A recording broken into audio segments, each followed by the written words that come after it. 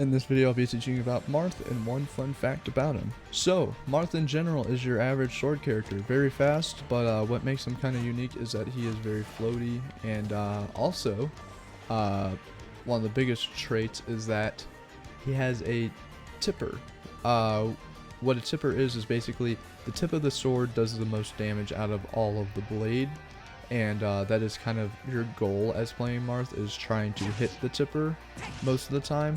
I would have to say like 90% of the time, because sometimes not hitting it kind of gives you an advantage as well, because it doesn't send your opponent flying.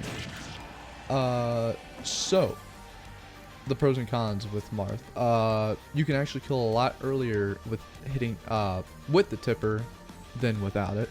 So basically, if I hit Roy with the tipper, if I can. That is not the tipper. There you go. That sent him flying. There's a noticeable difference with hitting the tipper and not hitting it. So also, you kind of get a different sort of sound effect whenever you hit it too.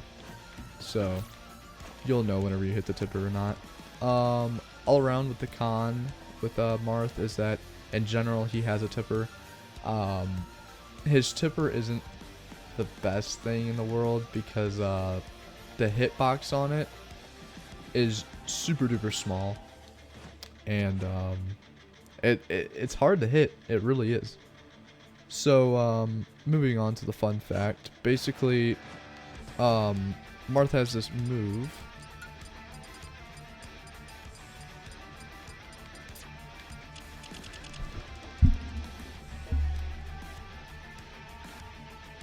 Basically, Marth has this move where it's a neutral B move. So basically, it pops shield. So Roy's standing right here. If he shields, I can actually pop his shield. His shield did, or the shield piercing thingamajig that Marth did a lot of damage to Roy's shield. So I'm gonna wait here for a second to demonstrate it again. Basically, shielding, Marth can pop it super duper easily, and most of the time watching Pro League and stuff like that, a lot of the time whenever opponents are going up against a Marth is usually going to pop their shield, and a lot of the time you gotta kind of watch out for that while you're playing against a Marth. So yeah, all around Marth is a less simple character just because he has the tipper.